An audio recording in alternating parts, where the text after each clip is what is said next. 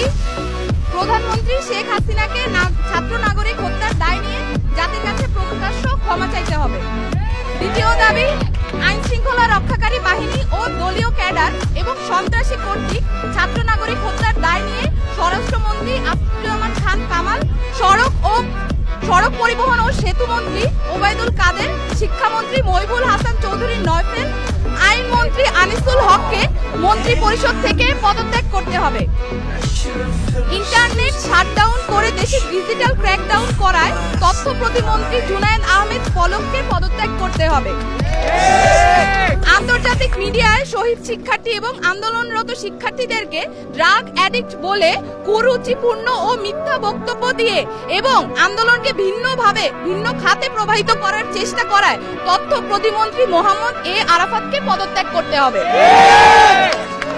ঢাকা দাবি নাম্বার 3, ঢাকা সহ যত জায়গায় ছাত্র নাগরিক শহীদ হয়েছে সেখানকার ডিআইজি, পুলিশ কমিশনার ও পুলিশ সুপারদের চাকরি থেকে বরখাস্ত করতে হবে।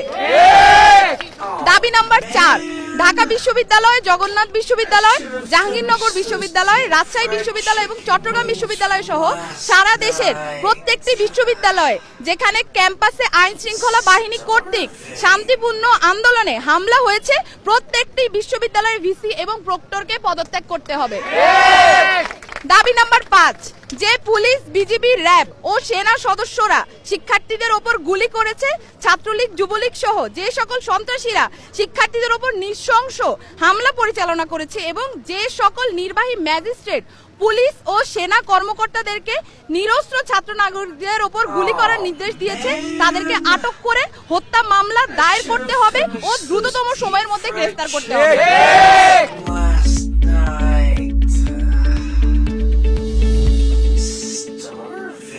দাবি নাম্বার 6, দেশব্যাপী যে সকল ছাত্র নাগরিক শহীদ ও আহত হয়েছে তাদের পরিবারকে অতি দ্রুত সময়ের মধ্যে যথাযথ ক্ষতিপূরণ প্রদান করতে হবে। 7, দাবি নাম্বার 7, ঢাকা বিশ্ববিদ্যালয়, জগন্নাথ বিশ্ববিদ্যালয়, জাহাঙ্গীরনগর বিশ্ববিদ্যালয়, রাজশাহী বিশ্ববিদ্যালয় এবং চট্টগ্রাম বিশ্ববিদ্যালয় সহ সারা দেশের প্রত্যেকটি বিশ্ববিদ্যালয় এবং শিক্ষা প্রতিষ্ঠানে ছাত্রলীগ নামক সন্ত্রাসী সংগঠন সহ সকল লেজুর ভিত্তিক ছাত্র রাজনীতি নিষিদ্ধ করে দ্রুততম সময়ের মধ্যে নিয়মতান্ত্রিকভাবে ছাত্র সংসদ কার্যকর করতে হবে। দাবি নাম্বার 8, অবিলম্বে সকল শিক্ষা প্রতিষ্ঠান ও হলগুলো খুলে দিতে হবে।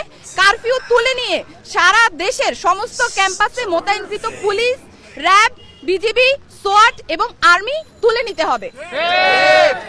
দাবি নাম্বার 9, বৈষম্য বিরোধী ছাত্র আন্দোলনের সাথে সম্পৃক্ত শিক্ষার্থীদের একাডেমিক ও প্রশাসনিক কোনো ধরনের হয়রানি করা হবে না এই মর্মে অঙ্গীকার করতে হবে। ইতিমধ্যে গণগ্রেফতার ও পুলিশি হয়রানির শিকার সমন্বয়ক বৃন্দ ও ছাত্র নাগরিকদের অবিলম্বে মুক্তি দিতে হবে ও সকল মামলা প্রত্যাহার করতে হবে।